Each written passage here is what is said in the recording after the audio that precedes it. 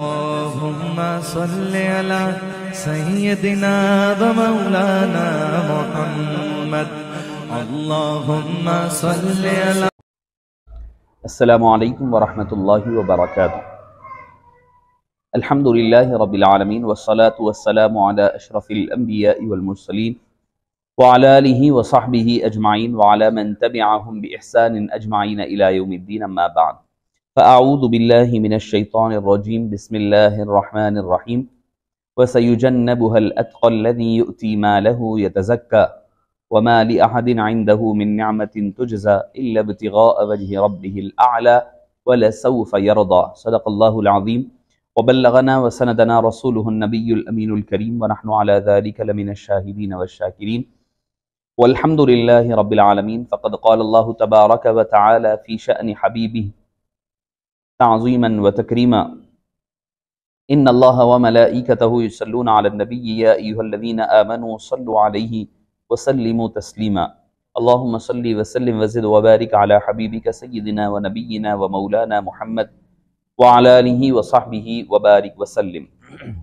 معزز سامعین کرام، شفیق بزرگوں اور عزیز ساتھیوں، اللہ عز و جل کا بے پناہ احسان اور اس کا لطف عظیم ہے کہ اس نے ہمیں اور اس مبارک کام اور تحریک کو حضرت سیدنا ابو بکر صدیق رضی اللہ عنہ و ارضاہ کے مناقب پاک کے آپ کے یوم وصال اور یوم وفات کے مبارک و مسعود موقع پر آپ کے ذکر جمیل اور ذکر مبارکہ کے مستقلاً مختلف علماء کرام کے زبانی سننے اور سنانے کی سعادت حاصل کرنے کی سعادت عطا فرمائی ہے، والحمدللہ علی ذالک۔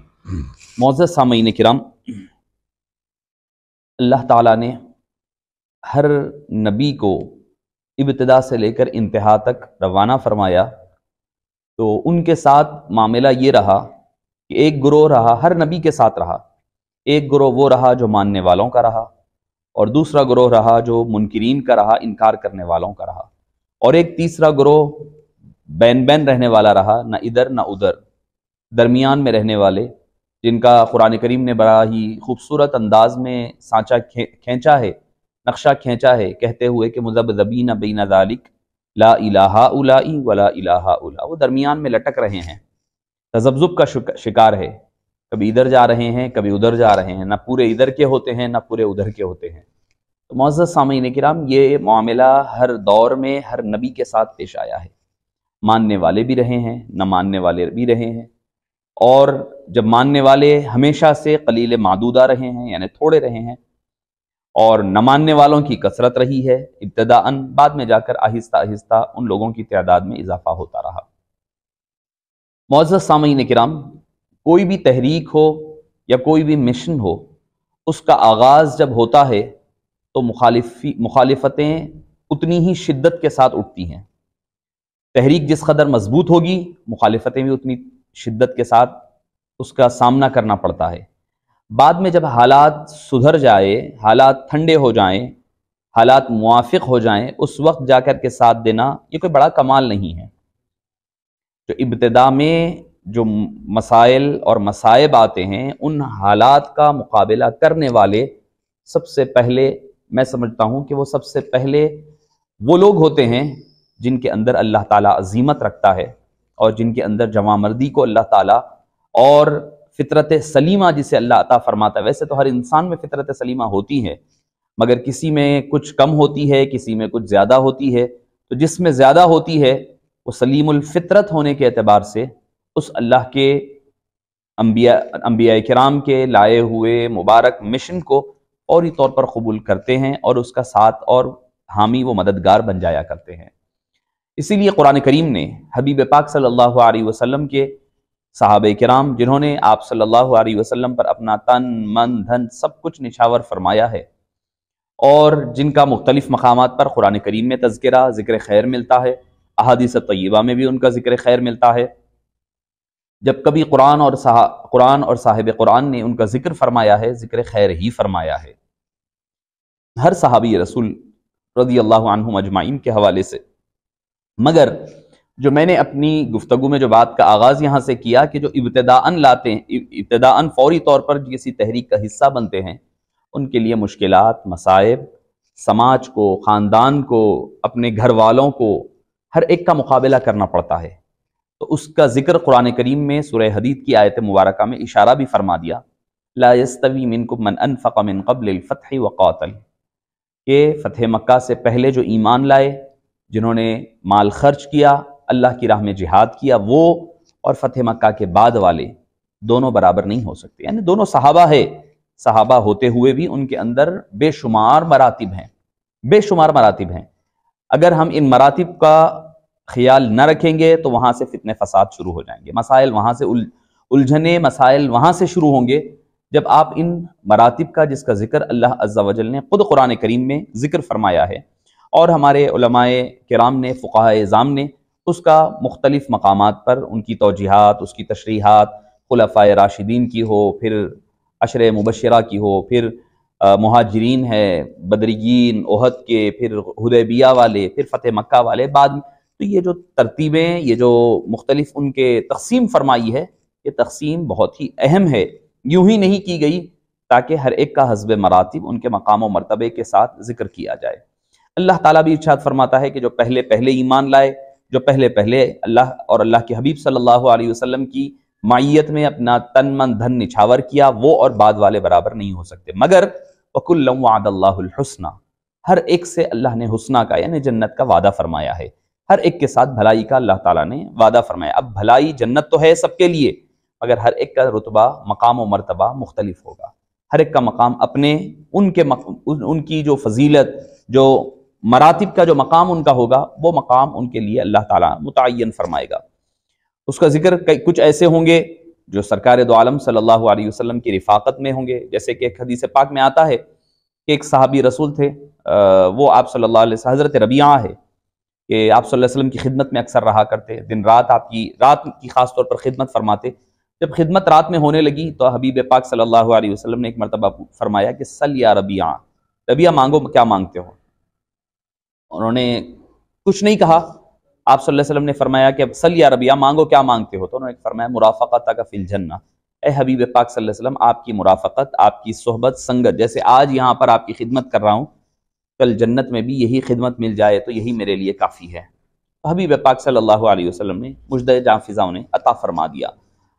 فَعِنُونِی بِکثرۃ السجود، فرمایا کہ بھئی کثرت سجود کے ذریعے سے اعانت کرو۔ تو مطلب یہ کہ بھئی جنت تو تمہیں مل چکی ہے، کل کے دن کوئی یہ نہ کہے کہ حبیب پاک کے صدقے تو مل گیا، انہوں نے بعد کی عبادتیں ترک کر دی، کوئی یہ نہ کہے۔ تو اس وجہ سے فرمایا کہ کثرت سجود کرتے رہو، تاکہ اس کی شکر گزاری، اللہ نے جو تمہیں عطا فرمایا اس کی شکر گزاری کا حق ادا ہو سکے۔ تو معزز سامعین کرام، تمہیداً میں آپ کے سامنے گفتگو کر رہا تھا کہ جو ابتدائی طور پر جو حضرات جوائن ہوتے ہیں کسی بھی مشن میں، کسی بھی کاز میں، ان کا مقام مرتبہ بہت بلند ہوتا ہے، اس کے لیے بڑی ہمتیں ہونی پڑتی ہے۔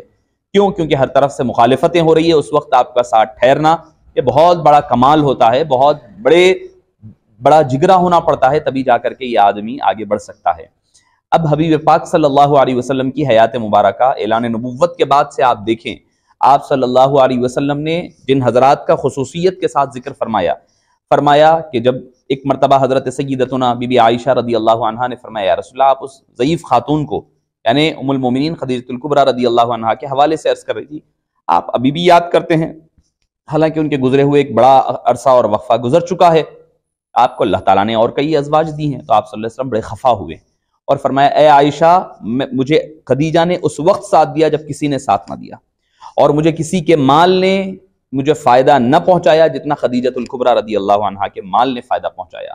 تو معزز سامعین کرام، حالانکہ بعد والوں نے ہو سکتا ہے کہ اس سے کئی گنا زیادہ مال خرچ کیا ہوگا، مگر جو ابتدا میں جو ضرورت کے وقت جو پیش آتی ہے، ضرورت جس کو اللہ نے پھر اشارتاً بعض مفسرین نے فرمایا وَوَجَدَكَ عَائِلًا فَأَغْنَا، یہ حضرت خدیجہ الکبریٰ رضی اللہ عنہا کی شان ہے کہ ہم نے آپ کو عائلن یعنی تنگ دست پایا، ظاہری طور پر، مالی طور پر، فَأَغْنَا، تو ہم نے خدیجہ الکبریٰ کی شکل میں مال و دولت کی فراوانی دے کر کے آپ کو غنی فرما دیا۔ تو معزز سامعین کرام، اسی طرح حبیب پاک صلی اللہ علیہ وسلم نے اپنے غار یار، اپنے یار غار اور صاحب مزار کا ذکر مبارک بھی انہی الفاظ کے ذریعے سے فرمایا، یہ ارشاد فرماتے ہوئے کہ اس وقت مجھے ابو بکر نے ساتھ دیا جس وقت کسی نے ساتھ نہ دیا۔ تو میں یہ بتلانا چاہتا ہوں، جو ابتداءً جو ساتھ تھے، اعلان نبوت کے بعد وہ اصل وقت تھا، وہ سب سے زیادہ کروشیل ٹائم تھا. اور ادھر حضرت بات جو حضرت دونوں کی آ گئی ہے تو میں حضرت سیدنا مولا مشکل کشا رضی اللہ عنہ وکرم اللہ وجہہ الکریم کا بھی ذکر کر دیتا ہوں کہ آپ نے قریش کے سارے قبیلے والوں کو جمع فرمایا. بنو ہاشم کو کھانا وغیرہ ترتیب دیا گیا. حضرت مولا مشکل کشا رضی اللہ عنہ نے ترتیب دیا، سارے انتظامات مکمل ہوئے، کھانا وغیرہ سے فارغ ہو گئے. تو جب بیٹھ گئے تو حبیب پاک صلی اللہ علیہ وسلم نے ارشاد فرمایا، تبلیغ کا آغاز فرمایا. آپ نے فرمایا کہ کون ہے جو میرے اس کام میں ساتھی، حامی، وہ مددگار بنے گا؟ تو بھرے مجمع میں سے کوئی اٹھ کر ٹھہرا نہیں ہے. حضرت سیدنا مولا علی رضی اللہ عنہ جو اس وقت جن کی عمر 10 یا 11 سال ہے، اٹھ کر ٹھہر گئے، کہنے لگے یا رسول اللہ میں آپ کا ساتھ دوں گا. حضرت علی عمر 10 سال ہے، 11 سال ہے، مگر حمیت، جوش اور اللہ کے دین کے لیے کام کرنے کا جو جذبہ ہے، اٹھ پر ٹھہر گئے، ٹھہر کر کہیں گے یا رسول اللہ میں آپ کا ساتھ دوں گا. تو جو خاندان والے تھے انہوں نے کہا کہ یہ پتلی پتلی ٹانگے والا بچہ آپ کا، دیکھیے آپ کا جو دین ہے، آپ کا جو مشن ہے وہ کتنا آگے چلنے والا ہے، اس سے اندازہ لگائیے ایک پتلی ٹانگے والا لڑکا آپ کی حمایت کے لیے ٹھہرا ہوا ہے. مگر قربان جائیے کہ چونکہ اس ابتدائی دور میں ٹھہرنا سب سے بڑا کمال تھا، سب سے بڑا کمال تھا. تو جو وہ حضرات آئین جواں مردی حق گوئی وہ بے باکی، اللہ کے شعروں کو آتی نہیں رو بائی، یہ وہ لوگ تھے یہ جن کو اللہ تعالیٰ نے اپنے خاص حبیب پاک صلی اللہ علیہ وسلم کے اس کام کو آگے بڑھانے کے لیے سب سے پہلے منتخب فرمایا. سابقین اولین میں یہ حضرات رہے جنہوں نے یہ ایمان لا کر کے حبیب داور صلی اللہ علیہ وسلم کے مشن میں شانہ بشانہ آپ کے ساتھ ٹھہرے رہے. ہر گھڑی، ہر سہولت کے وقت، آسانی کے وقت، مشکل کے وقت، ہر گھڑی یہ حضرات حبیب داور صلی اللہ علیہ وسلم کی سنگت اور معیت میں ساتھ رہیں. معزز سامعین کرام، اللہ تعالیٰ نے اور حسن اتفاق دیکھیے کہ حضور اکرم صلی اللہ علیہ وسلم کی حضرت ابو بکر صدیق رضی اللہ عنہ کے ساتھ جو نسبت ہے، کیونکہ نقشبندی حضرات ہیں ہم، اور سلسلہ نقشبندیہ کے سالار قافلہ بھی حضرت سیدنا ابو بکر صدیق رضی اللہ عنہ ارضاہ ہے. تو حضرت ہی کی بحوالے سے ایک بات عرض کرتے ہوئے گفتگو کو آگے بڑھاؤں کہ اللہ تعالیٰ کی ذات میں، اس کی صفات میں جو فنا فی اللہ کا جو مقام کا حق ادا کرنا تھا وہ حبیب پاک صلی اللہ علیہ وسلم نے ادا فرمایا. اور پھر حبیب پاک کی ذات میں اپنی ذات کو فنا کرنے کا جو مقام ہے وہ سیدنا صدیق اکبر کو عطا ہوا. اور اس کی ابتدا، چونکہ ہمارے پاس سلسلہ نقشبندیہ میں مراقبات اصل ہوتے ہیں، توجہات، یعنی مراقبہ کہتے ہی اس کو ہے کہ انتظار کرنا. المراقب بمعنی الانتظار، انتظار میں ہے کہ اللہ کا فیض کب قلب پر نازل ہوتا ہے، وارد ہوتا ہے، ہمارے مورد فیض پر کب جاری ہوتا ہے، اس کا نام مراقبہ ہوتا ہے. معزز سامعین کرام، حضرت صدیق اکبر رضی اللہ عنہ ارضاہ کو یہ خاص شرف، اس شرف میں صدیق اکبر کا کوئی دوسرا نہیں ہے. یعنی اس مقام میں اللہ تعالیٰ نے یہ انفرادیت تنہا صدیق اکبر کو عطا فرمائی کہ مکمل 3 دن اور 3 راتیں تنہا حبیب پاک کی معیت اور سنگت میں ایک ہی چھوٹے سے غار میں ہیں. آپ اندازہ لگائیں کہ حبیب پاک کی ایک نظر کسی پر پڑ جائے تو اس کا بیڑا پار ہو جائے. ایک نظر پڑ جائے، کبھی کوئی ایک نظر پڑ جائے تو پتھر سے پانی نکل جائے، ایک نظر اٹھ جائے تو سورج، ڈوبا ہوا سورج واپس پلٹ آ جائے، وہی نظر پڑ جائے تو چاند دوشق ہو جائیں، سمندروں میں پانی روانی آ جائے، کھارے پانی کو میٹھا کر دے، لوگوں کے دلوں کو تبدیل فرما دے. اب 3 دن 3 راتوں میں کس قدر فیض حضرت صدیق اکبر رضی اللہ عنہ نے حبیب داور صلی اللہ علیہ وسلم سے حاصل کیا ہوگا. آپ خود اندازہ لگائیے کہ مسلسل فیض بٹ رہا ہے. اب مراقب سامنے مرید بھی ہے، سامنے مراد بھی ہے. اب فیض مرید و مراد کے درمیان میں اللہ تعالیٰ عطا فرما رہا ہے، تو کس قدر نہیں حضرت صدیق اکبر کو وہاں پر فیض حاصل ہوا ہوگا. آپ اس سے تصور شیخ کیا ہے؟ تصور شیخ یہی ہے کہ ہر وقت یہ تصور رہے کہ شیخ میرے نظروں کے سامنے ہے اور اس کا قلب میرے قلب کے سامنے ہے، میرے قلب پر اس کے قلب کے ذریعے سے نگرانی ہو رہی ہے. اسی کا نام رابط ہے شیخ، تصور شیخ ہے. صدیق اکبر جو سلسلہ نقشبندیہ کے قافلہ سالار ہے، سالار قافلہ ہے، ان کا معاملہ یہ ہے کہ سامنے کا تصور بھی نہیں، ذات بھی سامنے ہے، تصور بھی سامنے کا ہے. ہر 2 چیز حضرت صدیق اکبر رضی اللہ عنہ کے نظر کے، قلب کے، ہر ایک کے سامنے ہیں. اور کوئی ایسی دوسری جگہ اب نظر کہیں باہر نکلنا تو ہے نہیں. اب صدیق اکبر کی نظر اٹھ رہی ہے تو حبیب پاک پر ہے، حبیب پاک کی نظر اٹھ رہی ہے تو صدیق اکبر پر۔ آپ اندازہ لگائیے ایک نظر کام ہر ایک کا کر دے، ان نظروں کا کیا عالم ہوگا جو صدیق اکبر پر مسلسل 3 دن اور 3 رات پڑ رہی تھی۔ آپ اس سے اندازہ لگائیے، اس سے اندازہ لگا سکتے ہیں کہ اس قدر حبیب پاک صلی اللہ علیہ وسلم نے صدیق اکبر کو فیض یاب فرمایا ہے۔ اور میں سمجھتا ہوں کہ ہمارے مراقبات اور سلسلے کے جو مراقبات وغیرہ ہے، سلسلے کا آغاز یہیں سے ہجرت کی رات سے آغاز ہو چکے ہیں۔ مراقبات کی توجیحات تو بعد میں حضرت عبد الخالق غجدوانی علیہ الرحمہ نے، بعد میں حضرت خواجہ بہاؤالدین نقشبندی علیہ الرحمہ نے مراقبات لطائف تو بعد میں بتلائے ہیں، مگر اس کی اصل اور اس کا آغاز غار ثور سے اسی رات ہجرت کی رات آغاز ہو چکا تھا۔ تو آپ اندازہ لگائیے حبیب پاک صلی اللہ علیہ وسلم کا جب بھی یہاں بھی کوئی ذکر آئے گا، اس کے ساتھ حضرت صدیق اکبر رضی اللہ عنہ وارضاہ کا ذکر مبارک بھی ضرور ملتا ہے۔ یہ جو آیات میں نے پڑھی ہیں، اصل میں ہوا یہ تھا کہ حضرت سیدنا بلال حبشی رضی اللہ عنہ وارضاہ کو آپ نے جب آزاد فرمانے کے بعد کچھ لوگوں نے کہا کہ ہو سکتا ہے کہ صدیق اکبر رضی اللہ عنہ نے حضرت بلال حبشی کو اپنے کچھ احسانات کے تلے آزاد کیا ہے، ہو سکتا ہے کہ ان سے کوئی مستقبل کے کام کے لیے امید ہوگی، اسی لیے تو انہوں نے آزاد کیا، کچھ ان سے کام وغیرہ کے حوالے سے مالی منفعت وغیرہ کے لیے انہوں نے آزاد کروایا ہے۔ دیکھیے قربان جائیے، جب مرید ایسا ہو، مراد اور مرید میں معاملہ جب اس قدر قرب کا ہو جائے تو دونوں میں یکسانیت کیسے آ جاتی ہے۔ حضرت جب بھی حبیب پاک صلی اللہ علیہ وسلم پر کسی نے اعتراض کیا، اللہ تعالیٰ نے قرآن میں آیت نازل فرمائی۔ کسی نے آپ کو کہا آپ کے رب نے چھوڑ دیا ہے، تو اللہ نے فرمایا ما ودعک ربک وما قلی۔ جب بھی کوئی اعتراض ہوتا اللہ تعالیٰ قرآن کریم نازل فرماتا، جب بھی قرآن کریم اللہ تعالیٰ نازل فرماتا ہے۔ صدیق اکبر پر اعتراض ہوا، صدیق اکبر نے جواب نہیں دیا، اللہ نے قرآن کی ان آیات کو نازل فرمایا وَسَيُجَنَّبُهَا الْأَتْقَى۔ اللہ نے اتقا، متقی بھی نہیں ہے، اتقا اس میں تفضیل کا اعلیٰ ترین درجہ ہے۔ اتقا ہم نے جو ہے صدیق اکبر جو متقیوں کے سردار ہے، فرمایا ان کو جنت سے ہم نے آزاد فرما دیا ہے۔ الذی یؤتی مالہ یتزکا، اپنا مال کس لیے دیتے ہیں؟ بلال حبشی کی کوئی مالی منفعت کے لیے نہیں دیتے، اپنے کام یا غرض کے لیے نہیں کہ بھئی کام بعد میں کام آئیں گے، کچھ آئیں گے، نہیں، مال دیتے اس لیے ہیں وہ دل کے متقی پرہیزگار تزکا، یعنی یتزکا ہے، باب افتعال ہے، یتزکا جو اپنے قلب کو، اپنی روح کو، اپنے مال کو صاف اور پاک کیا کرتے ہیں۔ ان کا مقصد یہ ہوتا ہے، ان کا مقصد کوئی دنیاوی غرض و غایت نہیں ہوا کرتا۔ الذی یؤتی مالہ یتزکا، کہ وہ مال دیتے اس لیے ہیں کہ وہ اپنے مال کو بھی پاک کریں، اپنے نفس کو بھی پاک کریں، اپنی روحوں کو بھی پاک کیا کریں۔ اور آخر کا جو لفظ ہے آپ غور فرمائیے، وَلَسَوْفَ يَرْضَىٰ، ان قریب اللہ تعالیٰ ان سے راضی ہوگا۔ ان قریب یعنی یقین کا، چونکہ ان قریب کا وہ معنی ہوتا ہے یقین کے اظہار کے لیے استعمال ہوتا ہے، اللہ کے لیے جب بھی آئے گا سوفا وغیرہ تو یقین کے لیے استعمال، وَلَسَوْفَ يَرْضَىٰ، یقیناً اللہ تعالیٰ ان سے راضی ہوگا۔ یہ لفظ استعمال ہو گیا سورہ واللیل میں، وَلَسَوْفَ يَرْضَىٰ، ان کے غلام کا عالم یہ ہے کہ وہ متقی بھی ہے، اتقا بھی ہے، پھر فرمایا اللہ تعالیٰ ان سے ضرور بضرور راضی بھی ہے۔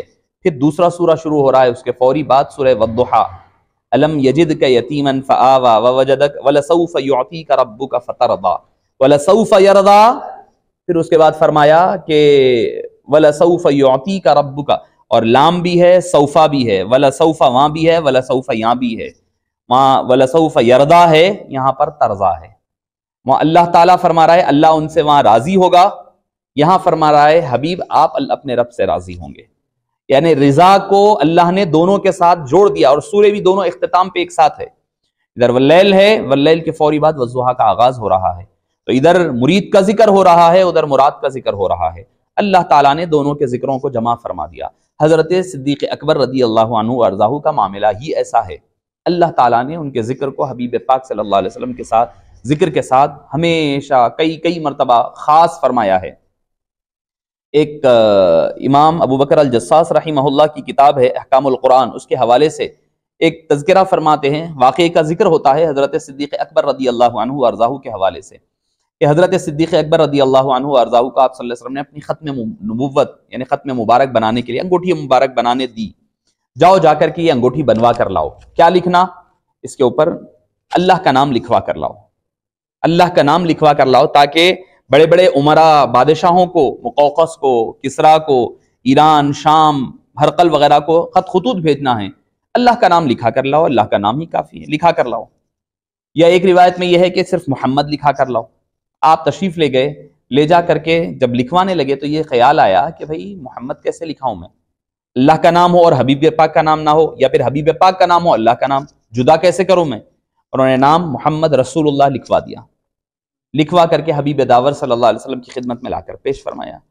جب آپ نے نظر مبارک پڑی تو امام ابو بکر فرماتے ہیں کہ جب میری اس انگوٹھی پر حبیب پاک کی نظر مبارک پڑی تو آپ کا چہرہ مبارک تھوڑا متغیر ہو گیا، یعنی آپ صلی اللہ علیہ وسلم تھوڑا سا خفگی کا اظہار فرمانے لگے، یہ کیا کیا ہے؟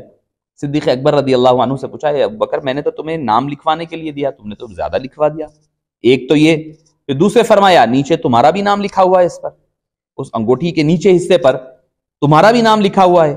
فرمانے لگے یا رسول اللہ میں نے یہ سوچا کہ آپ کا تنہا نام کیسے لکھواؤں، آپ اور اللہ کے حبیب میں جدائی کیسے ڈالوں، یہ مجھے پسند نہیں آیا، اسی لیے میں نے جمع فرما دیا۔ ابھی حضرت صدیق اکبر کو جواب دیتے امام ابو بکر فرماتے ہیں جبریل امین علیہ السلام تشریف لائے اور فرمایا کہ آپ کے اس غلام نے آپ میں اور آپ کے رب میں جدائی ڈالنا گوارا نہ کیا تو اللہ تعالیٰ کو بھی گوارا نہ ہوا کہ آپ میں اور آپ کے غلام میں کوئی جدائی ہو، تو اللہ نے اپنے حکم سے وہاں پر ان کے نام کو قلم بند فرما دیا۔ تو جیسا مرید ہو ویسا مراد ہو، ایسا محب ہو ویسا محبوب ہو۔ معزز سامعین کرام، یہ ہے صدیق اکبر رضی اللہ عنہ وارضاہ۔ حضرت سیدنا صدیق اکبر رضی اللہ عنہ وارضاہ کا مقام و مرتبہ کیا ہے؟ اگر آپ صرف قرآن کریم سے ان کے فضائل ڈھونڈنے بیٹھے، اس قدر فضائل اور مناقب ان کے اللہ تعالیٰ نے قرآن کریم میں ذکر فرمائے ہیں، جیسے کہ ابھی میں نے ذکر کیا ایک واقعہ فدق ہوا جس میں حضرت سیدنا عائشہ رضی اللہ عنہ پر اعتراضات ہوئے وغیرہ ہوئے، بہرحال وہ تفصیلی واقعے میں نہیں جاؤں گا۔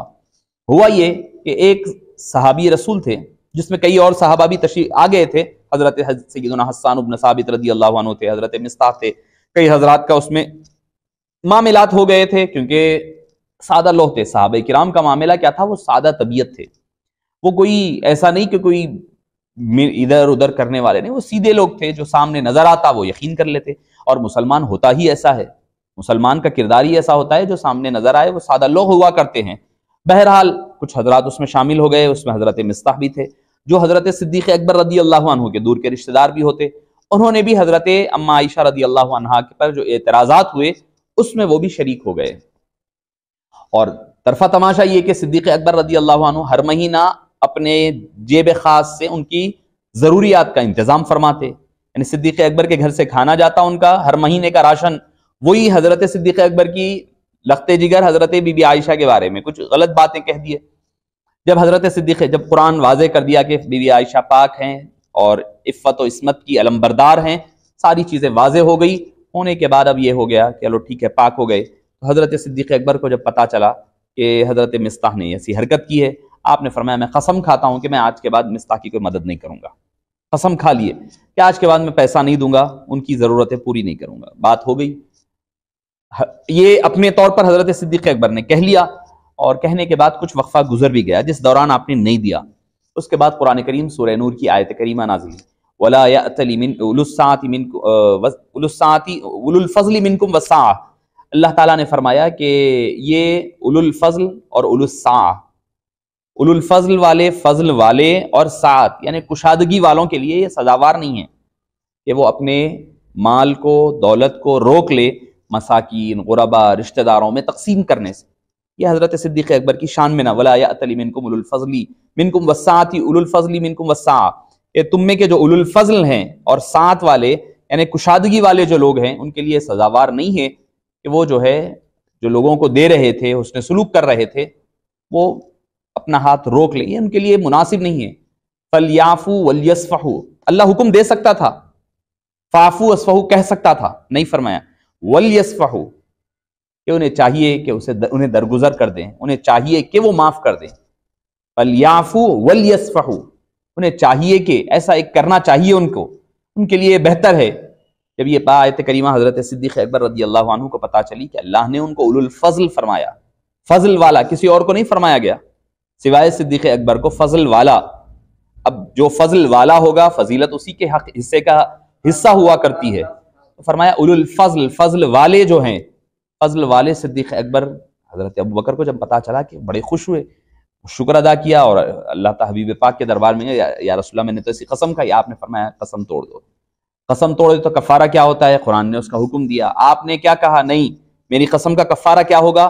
جتنے مہینے میں نے نہیں دیا ہے اتنے مہینے دوں گا، اور جتنا دیتا تھا اس سے دوگنا کر کر کے دوں گا۔ قسم کی کفارہ آدمی ایک وقت دے کر ختم کر دیتا ہے، انہوں نے باقی کی پوری زندگی اپنے قسم کے کفارے کو دوہرا کر کر کے عطا فرمایا۔ یہ ہے اولو الفضل اور اولو السعہ والے، صدیق اکبر رضی اللہ عنہ کا مقام و مرتبہ اللہ تعالیٰ نے، اور کیا مقام فرمایا، کسی کی صحابیت اگر ثابت ہے قرآن کریم سے تو تنہا صدیق اکبر کی صحابیت ہے، کسی اور کی صحابیت، حضرت زید کا نام لے کر کے ذکر ہے مگر وہاں پر ان کے صحابی ہونے کا ذکر نہیں ہے۔ ان کے ایک نکاح کا حضرت زینب رضی اللہ عنہ سے اس کا تفصیلی ذکر ملتا ہے سورہ احزاب میں، مگر یہاں پر خصوصیت کے ساتھ سورہ توبہ میں فرمایا اذ یقول لصاحبہ، آپ نے ان کے اپنے صاحب سے فرمایا، لصاحبہ، ان کے صاحب سے، یعنی آپ صلی اللہ علیہ وسلم کی نسبت اور تعلق کو اللہ تعالیٰ نے ذکر فرمایا، کسی اور صحابی رسول کو یہ شرف۔ یہ میں سمجھتا ہوں کہ حضرت صدیق اکبر کی جو افضل البشر بعد الانبیاء بالتحقیق ہے، اس کے جو ثمرات کی طور پر ہے، جو انفرادیات ہے، جس میں کوئی اور حضرت صدیق اکبر کے ساتھ شامل حال نہیں ہے، کیونکہ دو قسم کی افضلیت ہوتی ہے۔ افضلیت ایک وہ ہوتی ہے علی کل وجہ ہوتی ہے کہ ہر اعتبار سے، تو ہر اعتبار سے کسی کو کسی مقام پر اللہ تعالیٰ نے منفرد امتیاز عطا فرمایا ہے، مگر حضرت صدیق اکبر کی جو افضلیت ہے وہ کلیتاً ہے اور علی الاطلاق ہوا کرتی ہے۔ تو اس اعتبار سے ہو سکتا ہے کہ تنہا کوئی کسی معاملے میں آگے چلے جائے، میں اس کی سے قبل بھی مثال دیا ہوں، اس کی مثال ایسی ہے کہ کلاس میں 10 بچے پڑھتے ہیں، 10 بچوں میں ایک بچہ جو ہے میتھ میں نمبر 1 ہے، 100 آؤٹ آف 100 آتے ہیں اس کو میتھ میں، ایک دوسرا لڑکا ہے جس کو سائنس میں 100 آؤٹ آف 100 آتے ہیں، ٹھیک ہے، ایک لڑکا وہ ہے جس کو 1000 میں سے 900 آتے ہیں، کلاس کا وہ ٹاپر ہے، مگر میتھ میں اس کے 100 نہیں آتے، 95 ہوں گے، کبھی 96 ہوں گے، 98 ہوں گے۔ تو ایک سبجیکٹ میں کسی کا آگے ہو جانا اس بات کی دلیل نہیں ہے کہ وہ جو ٹاپر ہے اس سے آگے بڑھ جائے، کیوں؟ کیونکہ اس نے سارے سبجیکٹس میں، سارے مضامین میں اس نے اپنے آپ کو ٹاپ کیا ہے۔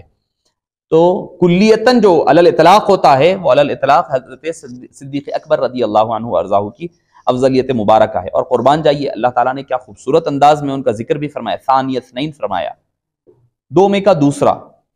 آپ اندازہ لگے بھی 2 میں کا دوسرا کیسا ہو سکتا ہے؟ 2 میں کا پہلا ہوگا نا، جب 2 ہوتے ہیں تو 2 میں کا پہلا ہوتا ہے یا دوسرا ہوتا ہے، ثانی اثنین، دوسرے میں کا دوسرا، دونوں میں کا دوسرا۔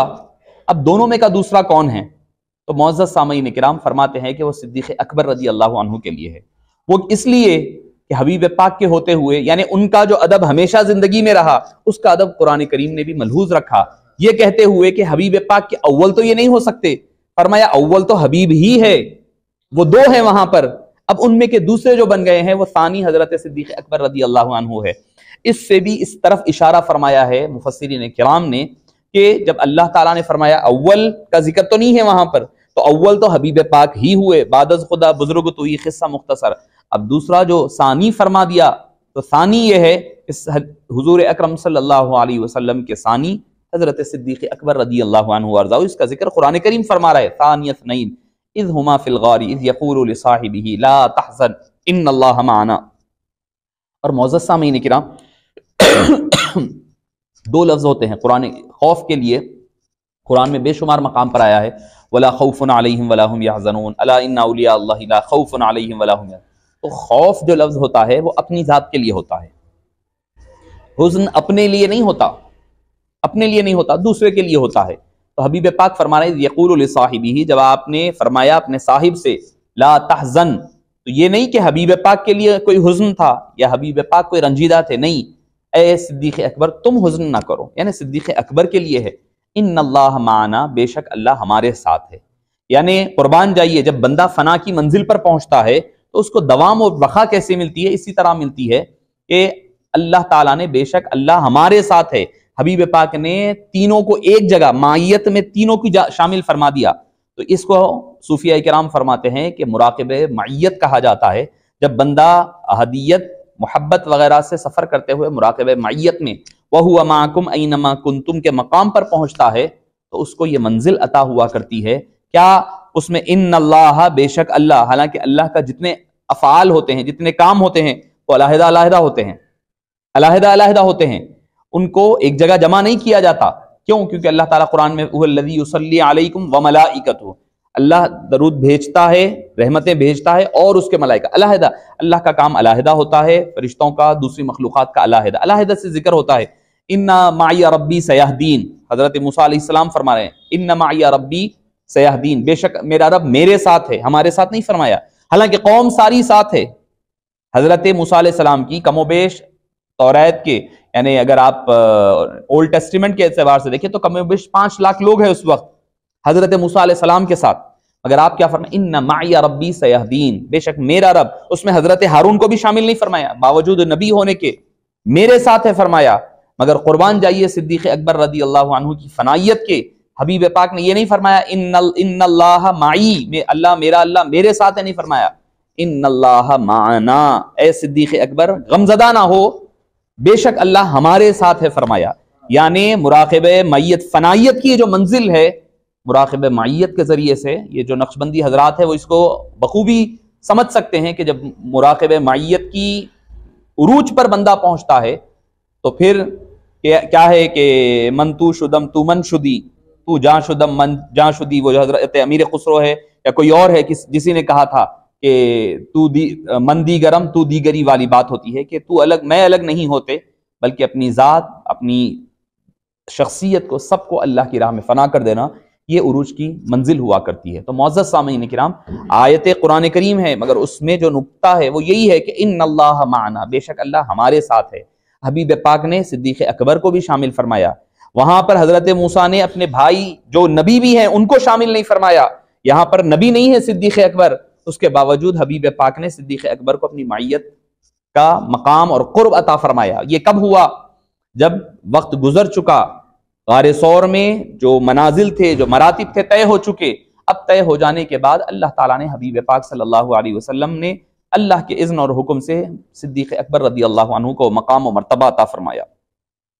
اس کی ایک اور اسی کی دلیل، چونکہ میں تو حضرت صدیق اکبر رضی اللہ عنہ کے کچھ مختلف فضائل ذکر کرنے لگا تھا، مگر مجھے یہ بات یاد آئی فنا اور بقا کی، تو آگے اسی پہ بات یاد آئی کہ بخاری شریفی میں ایک حدیث پاک ہے کہ حضرت صدیق اکبر رضی اللہ عنہ ارضاہ مدینہ پاک تشریف لا رہے ہیں، تو جب پہلی مرتبہ گئے تو کسی نے دیکھا نہیں ہے، صدیق اکبر رضی اللہ عنہ ارضاہ بیٹھے ہوئے ہیں آپ صلی اللہ علیہ وسلم بھی تشریف فرما ہے، تو لوگوں میں ایک اشتباہ تھا کہ آ کر کوئی حضرت صدیق اکبر سے پہلے ملتا، آپ صلی اللہ علیہ وسلم سے کوئی پہلے ملتا، یہ سمجھتے ہوئے کہ بھئی کون صدیق اکبر ہے اور کون آپ صلی اللہ علیہ وسلم نہیں پہچانتے۔ حضرت صدیق اکبر اٹھ کر ٹھہر گئے تاکہ لوگوں کو پتہ چلے بیٹھے ہوئے آقا ہے، ٹھہرا ہوا غلام ہے، یہ بتلانے کے لیے ٹھہرا ہوا غلام آقا، بیٹھے ہوئے آقا ہے۔ پھر بھی لوگوں کو شبہ ہو رہا ہے کوئی آ کر پہلے مل رہا ہے، کیونکہ کوئی عرف میں کہیں غلام ٹھہرتا ہے، کہیں بیٹھتا ہے، تو ہو سکتا ہے کہ ٹھہرے ہوئے آقا ہوں گے، کیونکہ پہلی مرتبہ تشریف لائے ہیں، لوگ آ کر پھر بھی آپ سے ملاقات کر رہے ہیں۔ صدیق اکبر رضی اللہ عنہ ارضاہ نے پھر فوری طور پر اپنی چادر نکالی اور حبیب پاک صلی اللہ علیہ وسلم کے سر پر تان دیا، یہ بتلانے کے لیے دیکھو سائے میں جو تشریف فرما ہے وہ آقا ہے، جو چادر پکڑ کر ٹھہرا ہوا ہے وہ غلام ہے۔ بعض شارحین حدیث نے اس کو فرمایا اس سے مراد یہ ہے کہ دھوپ تھی سایہ کرنے کے لیے، مگر سایہ تو حبیب پاک صلی اللہ علیہ وسلم پر ویسے ہی اللہ تعالیٰ فرمایا کرتے جدھر تشریف لے جاتے سایہ ہوتا۔ جب بنو اسرائیل کے لیے قرآن کہتا ہے وَظَلَّلْنَا عَلَيْكُمُ الْغَمَامَ، اتنے دھتکاری ہوئی قوم کے بارے میں ہے، تو یہ تو اللہ کے حبیب صلی اللہ علیہ وسلم کا معاملہ ہے۔ تو معزز سامعین کرام، اس کے بارے میں صوفیہ کرام فرماتے ہیں دراصل حضرت صدیق اکبر نے جو زیادہ وقت غار ثور میں گزارا تھا، اس کا جو پرتو اور عکس تھا تجلیات ربانی کا، افعال الہیہ کی تجلیات کی جو کرنیں پھوٹ رہی تھی صدیق اکبر کے چہرے پر، اس وجہ سے لوگوں میں ایک شبہ پیدا ہو رہا تھا کہ کون آقا ہے اور کون غلام ہے، کون صدیق اکبر ہے اور کون حضور اکرم صلی اللہ علیہ وسلم کی ذات مبارکہ ہے۔ معزز سامعین کرام، صدیق اکبر رضی اللہ عنہ ایمان لانے میں اولیت، ایمان جب آپ نے فرمایا، حبیب پاک صلی اللہ علیہ وسلم نے خود ارشاد فرمایا، ہر کسی کے سامنے میں نے جب ایمان کی بات رکھی تو کسی نے تردد کیا، کسی نے رکا، صدیق اکبر وہ تھے جو میرے کہنے کے بعد فوری صدقت یا رسول اللہ کہتے ہوئے فوری طور پر ایمان لائے۔ معزز سامعین کرام، صدیق اکبر رضی اللہ عنہ ارضاہ کا معاملہ کیا کہ یہاں تک کہ ایمان دور جاہلیت میں بھی آپ کے بارے میں فرمایا گیا کہ جب ایک مرتبہ آپ شام کی طرف سفر پر چلے، شام کی جانب آپ کا سفر ہو رہا تھا، دوران سفر ایک راہب سے ملاقات ہوئی، اس نے پوچھا آپ کون؟ انہوں نے کہا کہ میں یہ ہوں۔ بہرحال اس سفر میں ہوا یہ کہ آپ نے کئی ہزار دینار و درہم کمائے، جو پورا پیسہ آیا کاروبار کا وہ پورا کا پورا صدقہ و خیرات کر دیا، اعلان نبوت سے پہلے ہوا۔ تو یہ ماجرا دیکھ کر کے راہب نے بلایا اور پوچھا کہ بھئی آپ کون ہو، کہاں سے ہو، یہ کیا معاملہ کیا آپ نے، نام کیا ہے، ساری تفصیلات بتائی۔ تو اس نے کہا کہ آپ قریش سے ہیں؟ ہاں ہیں۔ کہنے لگے کہ آپ کے دوست کا نام محمد صلی اللہ علیہ وسلم ہے؟ آپ نے فرمایا کہ ہاں۔ انہوں نے کہا کہ وہ ایمان اعلان نبوت فرمانے والے ہیں، اور میری کتابوں میں جس میں نے پڑھا ہے کہ سب سے پہلے ایمان لانے والے تم ہوگے، تمہارا نام ابو بکر ہے، یہ معاملہ ہوگا، ایسا ساری تفاصیل انہوں نے ذکر فرمائی۔ تو آپ صلی اللہ علیہ وسلم کے اعلان نبوت کا تو آپ انتظار کر رہے تھے، بشارتیں تو اللہ تعالیٰ نے آپ کو پہلے سے ہی عطا فرما دی تھی۔ اس سے پہلے بھی نہ کوئی بت کے آگے جھکنا، نہ کوئی شراب، نہ کوئی زنا کاری، اللہ نے ہر معاملات سے آپ کو پاک و صاف رکھا تھا۔ ایک کافر ہے جس کے بارے میں جب ابتدائی دور میں ابھی اعلان نبوت ہو گیا، ہونے کے بعد جب ظلم و ستم بڑھنے لگا، تو حضرت صدیق اکبر رضی اللہ عنہ خود فرماتے ہیں کہ آپ نے فضائل صحابہ میں آتا ہے کہ آپ نے ایک بار ارادہ فرمایا کہ اب میں مکہ چھوڑ کر چلا جاؤں گا، کیونکہ بہت ستا رہے ہیں لوگ۔ تو جب آپ تشریف لے جانے کا ارادہ کرنے لگے تو ابن نابغہ نامی ایک کافر تھا، اس نے روک کر کہنے لگا کہ آپ کدھر جا رہے ہیں؟ بولے لوگ بہت ستا رہے ہیں، سوچ رہا ہوں کہ اور مقام پر چلے جاؤں۔ اس نے کہا کہ نہیں، آپ نہیں جا سکتے، آپ کو جانے کی اجازت نہیں ہے۔ حالانکہ وہ کافر ہے، وہ کہنے لگا کہ آپ تو وہ ہیں جو غریبوں کی مدد فرمانے والے، بیواؤں کے سر پر ہاتھ رکھنے والے، جو بیمار ہوتے ہیں ان کی تیمارداری کرنے والے، اپنے مہمانوں کا بہترین استقبال کرنے والے، ضرورت مندوں کی ضرورتوں کو پورا کرنے۔ کون ہے یہ؟ کافر کہہ رہا ہے حضرت صدیق اکبر کے بارے میں، اور منوعن الفاظ وہی ہے جو الفاظ حضرت خدیجۃ الکبریٰ رضی اللہ عنہا نے حبیب پاک صلی اللہ علیہ وسلم کے بارے میں پہلی وحی کے آنے کے بعد فرمایا تھا۔ آپ اٹھا کر کے اگر دونوں الفاظ کو غور کر لیں تو دونوں منوعن نظر آتے ہیں۔ کیوں؟ کیونکہ جو ذات رسالت مآب میں فنا ہو جائے تو ذات کا عکس بھی ان پر پڑتا ہے، ان کی عادات و اطوار کا بھی عکس پڑا کرتا ہے۔ معزز سامع، اس نے کہا کہ آپ کی ضمانت میں لیتا ہوں، آپ کا جانا ہمارے شہر میں، ہمارے مقام پر عذاب الہی کو دعوت دینا ہے، لہٰذا اس نے آپ کو لا کر کے واپس مکہ مکرمہ میں چھوڑا۔ معزز سامعین کرام، حضرت صدیق اکبر رضی اللہ عنہ وارضاہ کا معاملہ کیسا، حبیب پاک صلی اللہ علیہ وسلم سے کس قدر محبت، حضرت سیدتنا اسماء رضی اللہ عنہا فرماتی ہیں۔ اور حضرت ابوبکر صدیق ایک ذات وہ ہیں جن کی چار مکمل پشتیں ایمان کی دولت سے، صحابیت کی دولت سے سرفراز ہوئی۔ کسی اور کو یہ مقام نہیں ملا جو حضرت صدیق اکبر رضی اللہ عنہ وارضاہ کی 4 پشتیں، کیونکہ بعض صحابہ ایمان لانے کے بعد ان کی آل و اولاد پیدا ہونے سے پہلے حبیب پاک صلی اللہ علیہ وسلم ظاہری دنیا سے پردہ فرمائیں، اولاد ہو گئی تو پوتا پوتی نہیں رہے، جب پوتا پوتی ہو گئے تو دادا ادھر سے چلے گئے، مگر یہاں پر چاروں، آپ کے والد، آپ کے بیٹے عبد الرحمن، اس کے بعد آپ کے پوتے، چاروں حضرت عتیق، یہ چاروں کو چاروں سلسلہ ایمان اور صحابیت کے مقام و مرتبے کو پایا ہے۔ یہ شرف بھی، یہ اولیت اور یہ انفرادیت صدیق اکبر رضی اللہ عنہ و ارضاہ کی شان اور ان کے حصے میں آئی ہے۔ حضرت صدیق اکبر ایک مرتبہ عتبہ سے جھگڑا ہو گیا، حبیب پاک صلی اللہ علیہ وسلم نماز ادا فرما رہے ہیں، اور حضرت علی مرتضیٰ رضی اللہ عنہ فرماتے ہیں کہ سب سے پہلے قرآن کریم کو کسی نے لکھا ہے تو صدیق اکبر کی ذات ہے، سب سے پہلے، اور سب سے پہلے حرم کعبہ میں جا کر کے اذان دی ہے تو وہ صدیق اکبر ہے۔ حضرت فاروق اعظم کے ایمان لانے کے بعد تشریف لائے، یقیناً یہ ساری باتیں تو یقیناً ہے، مگر جو اولیت، جو ابتدائی طور پر جو پہلا معاملہ پیش آیا وہ حضرت صدیق اکبر رضی اللہ عنہ ارضاہ کی ذات مبارکہ ہے، جس نے سب سے پہلے حرم کعبہ میں اذان دی۔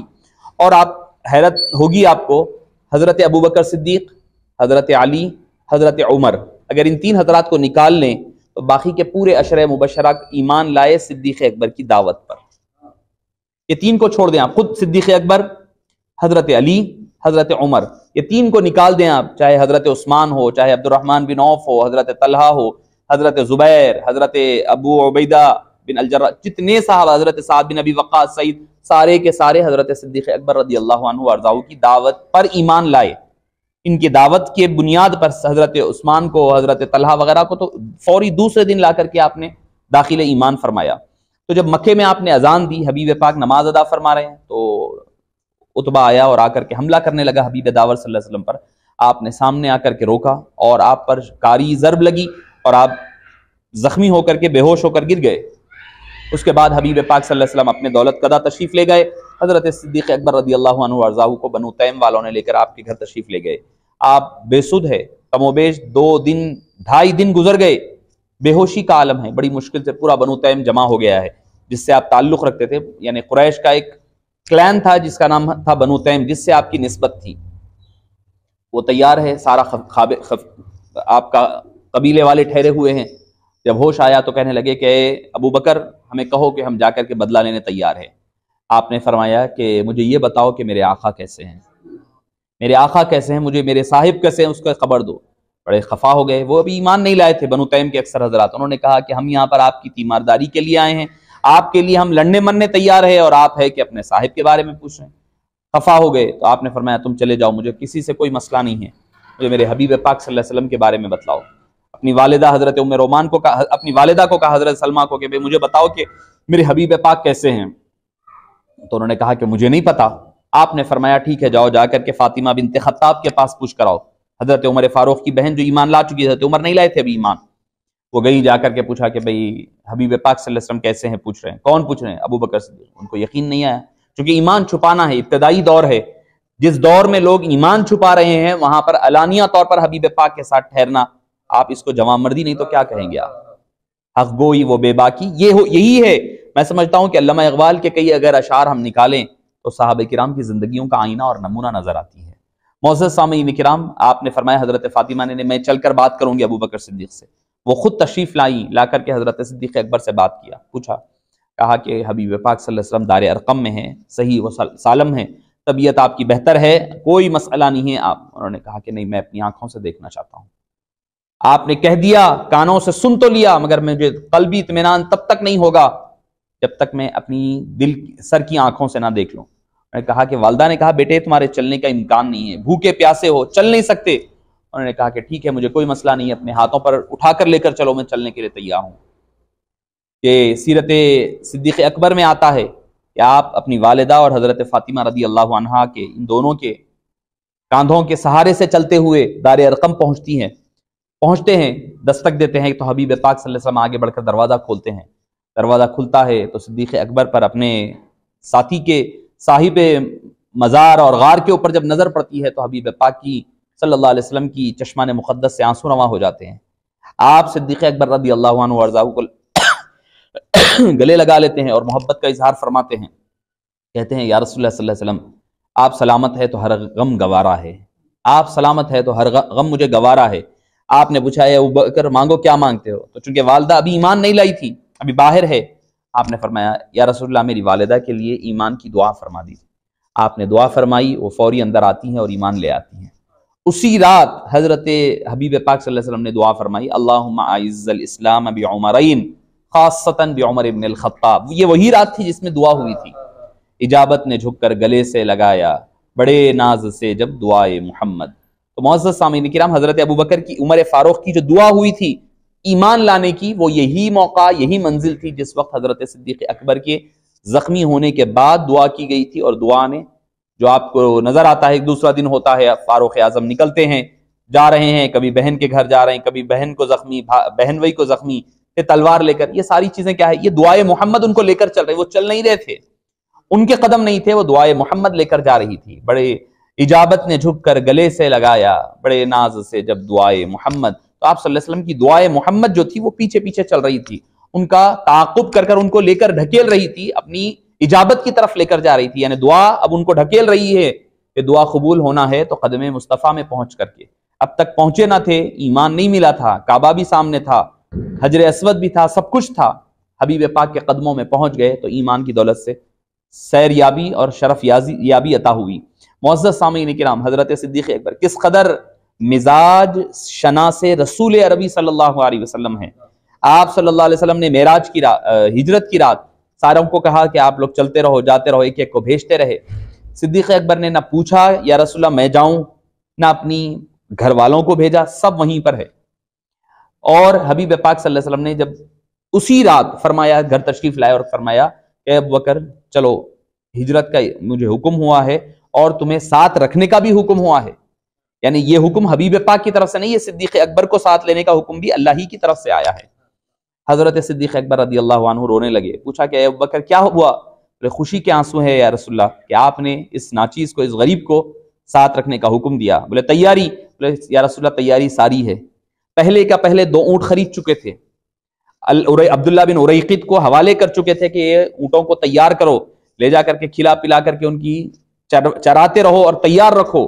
یعنی ہجرت ہونے والی ہے. ابھی حبیب پاک صلی اللہ علیہ وسلم یقیناً وہ تو علم قدرت میں بھی ہے، علم حبیب پاک میں بھی ہے، مقررہ وقت ہے، مگر اعلان کسی کو نہیں ہوا ہے، اطلاع کسی کو نہیں دی گئی. مگر حضرت صدیق اکبر اس قدر مزاج شناس رسول تھے، پتہ چل چکا تھا کہ بھئی ہجرت ہوگی اور میں ساتھ ہوں گا، اتنا یقین ہے. سیاری ساری ہو چکی ہے، سب تیار ہے. ان کے والد ابو قحافہ جو آنکھوں سے نابینا ہو چکے تھے، سارے کا سارا پیسہ لے لیے. جب جانے چلے گئے تو انہوں نے کہا کہ کہاں ہے ابو بکر؟ بولے جا چکے ہجرت. ارے پورا مال لے کر گئے ہوں گے. تو انہوں نے کہا تھا بیٹیوں کو کہ لے جاؤ، لے جا کر کے جو کھجور کی گٹلیاں ہوتی ہے اس کی وہ تھیلی میں رکھ دو اور بتلا دو کہ اس کے اندر اشرفیاں ہیں. تو انہوں نے ہاتھ لے، ہاں ٹھیک ہے اشرفی ہے. پورے کا سارا مال اثاثہ لے کر سارا اثاثہ یار کے قدموں پہ رکھ دیا. ٹالی نہیں ہے ایک سخی نے سخی کی بات. یہ حال ہے صدیق اکبر رضی اللہ عنہ. سب کچھ لٹا دیا. پوچھا صدیق اکبر سے آپ کو اس دنیا میں سب سے زیادہ پسند کیا ہے؟ فرمایا 3 چیزیں پسند ہے. کیا؟ سب سے پہلے فرمایا حبیب پاک کے چہرے کو تکنا سب سے زیادہ دنیا وما فیہا سے زیادہ محبوب ہے. دوسری چیز کہا کہ مال و دولت کا حبیب پاک کے راہ میں خرچ کرنا، سب کچھ اللہ کے حبیب کی راہ میں خرچ کرنا. تیسری چیز حبیب پاک صلی اللہ علیہ وسلم کے نکاح میں اپنی بیٹی کا دینا. آپ اندازہ لگائیے کہ دنیا آج سب کچھ مال بچ جائے اس کے پیچھے بھاگتی ہے، صدیق اکبر سارا لٹا کر کے حبیب پاک صلی اللہ علیہ وسلم کا قرب حاصل کرتے. یہ ہے وَسَيُجَنَّبُهَا الْأَتْقَى الَّذِي يُؤْتِي مَالَهُ يَتَزَكَّى. اپنا مال دیتے کیوں ہیں؟ کہ وہ پاک ہو جائے، وہ ہمیشہ کے لیے محفوظ ہو جائے. کسی بزرگ سے پوچھا گیا کہ مال کون سا ہے، کون سا کام آنے والا ہے؟ فرمایا وہ جو تم نے خرچ کر دیا، جو اللہ کی راہ میں خرچ کر دیا، وہ اصل کام کی چیز ہے. جو بچا لیا وہ تو بچنا ہے، بعد میں فتنے ہونا ہے، بچے لڑائی جھگڑے کرنی ہے، اس سے بکرے ہونا ہے، وہ تو الگ بات ہے. نیکی میں لگائیں گے، خراب میں گناہ میں لگائیں گے، وہ بات کی بات ہے. مگر جو تم خرچ کر لے وہی اصل کام والا مال ہے، وہی بہترین انویسٹمنٹ ہے. من ذا الذی یقرض اللہ قرضا حسنا. صدیق اکبر رضی اللہ عنہ کی ذات مبارکہ ہر اعتبار سے کامل و اکمل نظر آتی ہے، جس کو اللہ تعالیٰ نے مکمل طور پر آپ کو، اور قرآن کریم نے یہاں تک کہ صدیق اکبر کی زندگی کا ذکر نہیں، حضرت آپ صلی اللہ علیہ وسلم کی زندگی کے بعد کا واقعہ بھی صدیق اکبر کے دور مبارک کا ذکر فرمایا. یا ایھا الذین آمنوا من یرتد منکم عن دینہ فسوف یأتی اللہ بقوم یحبهم ویحبونہ اذلۃ علی المؤمنین اعزۃ علی الکافرین یجاہدون فی سبیل اللہ ولا یخافون لومۃ لائم. یہ جو آیت کریمہ ذالک فضل اللہ یؤتی، اللہ کا فضل ہے ان پر. یہاں بھی فضیلت کی بات ہے، اولو الفضل وہاں ذکر کیا، یہاں بھی ذالک فضل اللہ یؤتیہ من یشاء. اللہ جس کو فضیلت دینا چاہے وہ دیتا ہے، اس کا فیصلہ ہے، اس پر ہم آپ جھگڑ نہیں سکتے. یعنی جو ارتداد جو ہوا تھا حبیب پاک صلی اللہ علیہ وسلم کے دور مبارک کے بعد، اس کی طرف یہ پیشنگوئی ہے. فسوف یأتی اللہ بقوم، اللہ تعالیٰ ضرور ایک قوم لائے گا، یحبہم ویحبونہ، وہ ان سے محبت کرے گا، یعنی اللہ ان سے محبت کرے گا اور وہ اللہ سے محبت کریں گے. اعزۃ علی المؤمنین اذلۃ علی المؤمنین، مومنین پر وہ نرم ہوں گے. ذلہ ذلو، ہم لوگ چونکہ عزت اور ذلت ہمارے پاس اس کا کوائٹ اپوزٹ میننگ سمجھا جاتا ہے، حالانکہ ہے وتعز من تشاء وتذل من تشاء. عزت اور ذلت ہے، مگر یہاں پر اگر یہاں پر آپ کو لٹرل میننگ لینا پڑے گا، لفظی معنی مراد لینا. اذلۃ علی المؤمنین، ذلہ ذلو یعنی آدمی کا نرم پڑ جانا، کاندھوں کو جھکا دینا. واخفض لہما جناح الذل من الرحمہ، اپنے آپ کو نرم کر دینا. آدمی جب ذلت کے مقام پر پہنچتا ہے تو کیا کرتا ہے؟ اپنا جو اسٹیٹس لیول ہوتا ہے اس سے نیچے آ جاتا ہے، اس کو ذلیل کہتے ہیں. تو ذلہ ذلو کا دوسرا معنی اذلۃ علی المؤمنین، یعنی مومنین کے بارے میں وہ بڑے نرم ہیں. اذلۃ علی المؤمنین وعزۃ علی الکافرین، اور کافرین کفار پر بڑے غلبے والے، عزیز سے ہے وہ، عزیز بڑے غلبے والے، قدرت والے، طاقت والے ہیں. یعنی مومنین پر نرم ہے اور کفار پر بڑے گرم ہیں. ولا یخافون لومۃ لائم، وہ ڈرنے والے نہیں ہیں، کسی لوگوں کی ملامت سے نہیں ڈرتے، اپنے کام. صدیق اکبر نے یہی کیا. لوگوں نے منع کیا، کہا کہ بھئی یہ نہیں ہو سکتا، آپ کیسا بھیج رہے ہیں؟ حضرت عمر فاروق نے روکا، بھئی آپ کیسے بھیج رہے ہیں؟ اپنے ساری فوج کو بھیج دے رہے ہیں، مسائل ہوں گے. آپ نے فرمایا اے عمر، تم ایمان لانے سے پہلے تو بڑے جواں مرد تھے، کیا بات ہے ایمان لانے کے بعد تم نرم ہو گئے ہو؟ فرمایا کہ اگر کوئی نہ آتا ہے نہ آئے، یہاں تک کہ اگر میرا غلام بھی نہیں آتا فہرا تو وہ بھی نہ آئے، میں تنہا جانے کے لیے تیار ہوں۔ معزز سامعین کرام، ولا یخافون لومۃ لائم، یہ شان ہے حضرت سیدنا صدیق اکبر رضی اللہ عنہ وارضاہ کی۔ حضرت ابوبکر عمر فاروق رضی اللہ عنہ خود اس کے راوی ہیں، فرماتے ہیں صلح حدیبیہ کے موقع پر آپ صلی اللہ علیہ وسلم نے ایک رات خواب دیکھا تھا کہ ہم مکہ مکرمہ جا رہے ہیں، احرام باندھ رہے ہیں، بہرحال سارا معاملہ ہوا، صلح حدیبیہ پہنچے۔ جب وہاں روک دیا گیا، نہیں جانے دیے، تو آپ صلی اللہ علیہ وسلم نے ایگریمنٹ لکھنے کی تیاری ہونے لگی، صلح حدیبیہ لکھا جا رہا ہے۔ فاروق اعظم رضی اللہ عنہ آئے اور آ کر آپ صلی اللہ علیہ وسلم کے ساتھ رک گئے، ہاتھ پکڑ لیے، کہنے لگے یا رسول اللہ صلی اللہ علیہ وسلم کیا بات ہے، آپ کیوں ان کے آگے جھک رہے ہیں؟ کیا ہم حق پر نہیں ہیں؟ فرمایا کہ حق پر ہے۔ بولے آپ نے ہم سے وعدہ کیا تھا کہ ہم جو ہے عمرہ کریں گے، احرام باندھ رہے ہیں تو عمرہ کرنے جا رہے ہیں، عمرہ کریں گے، اور اللہ تعالیٰ کا یہ حکم ہے فرمایا تھا۔ آپ نے فرمایا یقیناً اللہ کا حکم ہے، میں نے یہ نہیں کہا کہ ابھی جا کر کے ہم عمرہ کریں گے، میں نے کہا کہ عمرہ کریں گے۔ کہنے لگے یا رسول اللہ کیا یہ لوگ دوزخ میں نہیں جائیں گے؟ بولے جائیں گے۔ ہم جنت میں نہیں جائیں گے؟ جائیں گے۔ اللہ تعالیٰ ہم کو غلبہ نہیں دے گا؟ دے گا۔ پھر کیا بات ہے، آپ یہ کیوں کر رہے ہیں؟ بڑے غضب کے عالم میں حضرت فاروق اعظم رضی اللہ، چونکہ ان کی جوش حمیت ایسی تھی، حبیب پاک صلی اللہ علیہ وسلم سے ساری کچھ باتیں ہو گئی، واپس آ گئے۔ حبیب پاک صلی اللہ علیہ وسلم نے ان کو کہہ دیا، وہ آ گئے۔ آ کر ابھی دل مطمئن نہیں ہوا تھا حضرت فاروق اعظم رضی اللہ، پلٹ کر حضرت ابوبکر کے پاس گئے، جا کر حضرت ابوبکر کو روکا، روک کر پوچھنے لگے کیا ہم حق پر نہیں ہیں؟ وہی سیم سوالات جو حبیب پاک سے فرمائے، اور حضرت ابوبکر صدیق اس وقت موجود نہیں تھے۔ وہ ساری کی ساری چیزیں حضرت ابوبکر سے پوچھا۔ حضرت عمر فرماتے ہیں کہ خدا کی عزت کی قسم، جو سوالات میں نے آپ صلی اللہ علیہ وسلم سے کیے وہی سوالات حضرت ابوبکر سے کیے، جو جوابات حبیب پاک نے دیے سیم وہی جوابات صدیق اکبر نے عطا فرمائے۔ یعنی اس قدر مزاج شناسی تھی۔ کہنے لگے کہ آپ پھر آپ صلی اللہ علیہ وسلم کو روکتے کیوں نہیں ہیں؟ فرمایا کہ ہوا رسول اللہ، یا عمر ہوا رسول اللہ، وہ اللہ کے رسول ہیں، انہیں سب کچھ پتا ہے، وہ جس سے راضی میں اس سے راضی، ان کا حکم میرے لیے سب سے آخر درجہ ہے، اس کے بعد کوئی اور مسئلہ نہیں ہو سکتا۔ معزز سامعین کرام، حضرت صدیق اکبر، قرآن کریم کی آیت نازل ہوئی وَلَوْ أَنَّا كَتَبْنَا عَلَيْهِمْ أَنِ اقْتُلُوا أَنفُسَكُمْ أَوِ اخْرُجُوا مِنْ دِيَارِكُمْ، اگر ہم یہ فرض کر دیتے کہ تم جو ہے اپنے آپ کو قتل کر لو یا اپنے گھروں سے نکل جاؤ، اپنے بستیوں سے، تو اہل ایمان یہ بھی کرنے کے لیے پیچھے نہیں ہٹتے۔ اس کا ذکر ہوا قرآن کریم میں۔ حضرت صدیق اکبر نے کہا یا رسول اللہ صلی اللہ علیہ وسلم اگر آپ حکم دے دیں تو میں اپنی جان قربان کرنے کے لیے تیار ہوں، یعنی اپنے آپ کو قتل کرنے کے لیے۔ آپ صلی اللہ علیہ وسلم نے فرمایا اے صدیق مجھے پتا ہے کہ تم نے سچ کہا ہے۔ یعنی حبیب پاک سے اس قدر تعلق، اس قدر محبت اور انسیت کا معاملہ کہ حضرت صدیق اکبر رضی اللہ عنہ ہر وقت جانثاری، ہر وقت فدائیت کے درجے میں، یعنی کوئی غصہ نہیں ہے، کچھ نہیں ہے، ہر چیز کو حبیب پاک کے آگے، اپنی مرضیات کو، اپنے آل کو، اپنے مال کو، اپنی اولاد کو، سب کو حبیب پاک صلی اللہ علیہ وسلم کی راہ میں بچھا دینا۔ ہجرت کی رات ہے، حضرت اسماء رضی اللہ عنہا کو وہ حکم دیا کہ بھئی لا کر کے کھانا دینا۔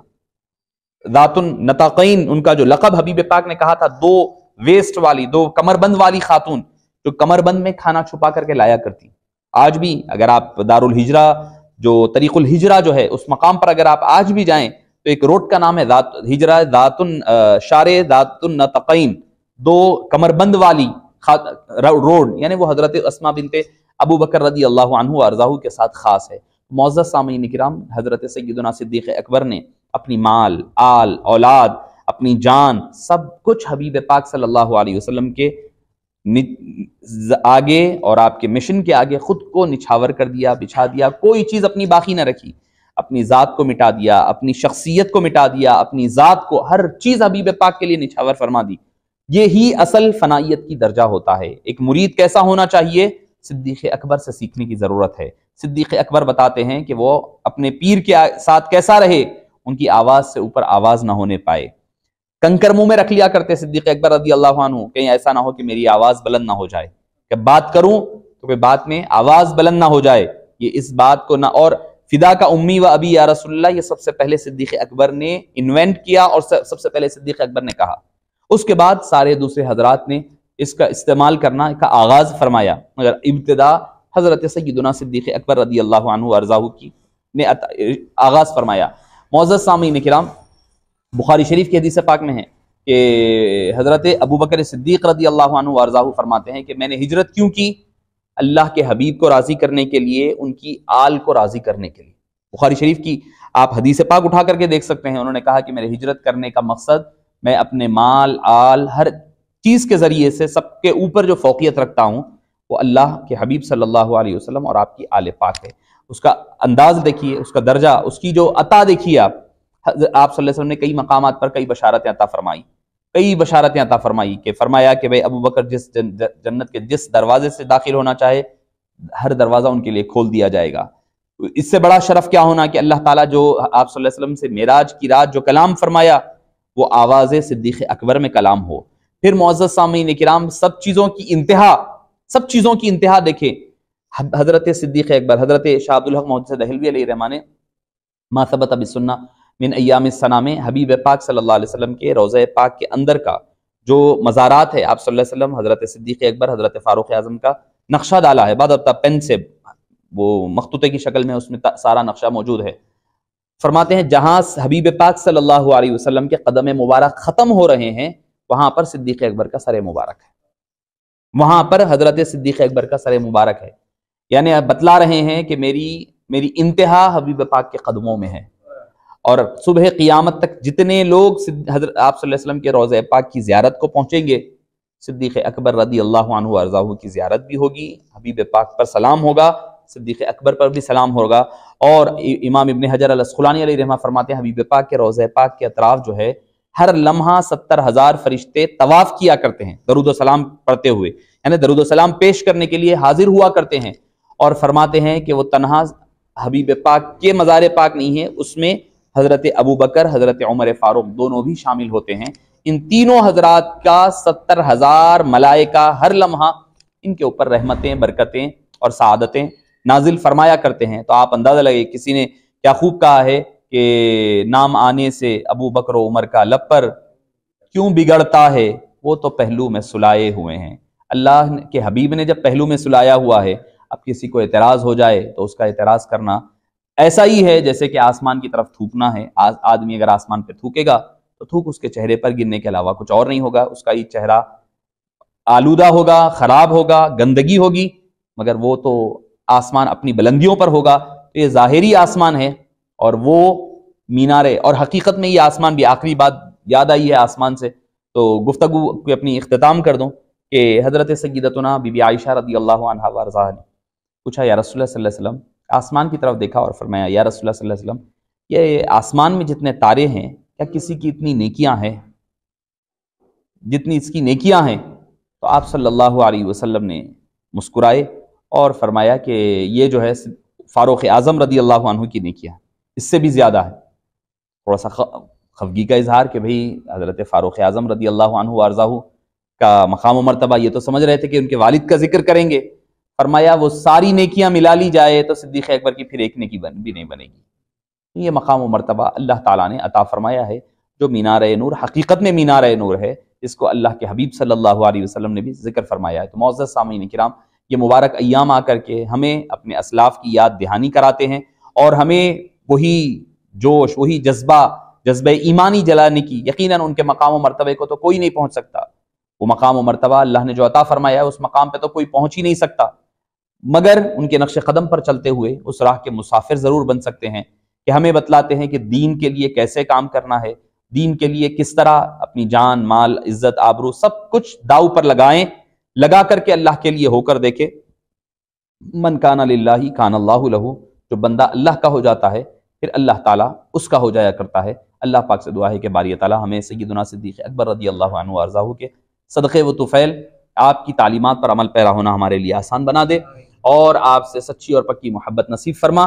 کل قیامت کے دن ہماری شفاعت حبیب پاک صلی اللہ علیہ وسلم اور حضرت سیدنا صدیق اکبر رضی اللہ عنہ، جمیع خلفائے راشدین اور تمام صحابہ کرام اور اہل بیت اطہار کے صدقے و طفیل ہماری شفاعت کو قبول فرما۔ وصلی اللہ تعالی وسلم علی خیر خلقہ سیدنا محمد و آلہ وصحبہ اجمعین۔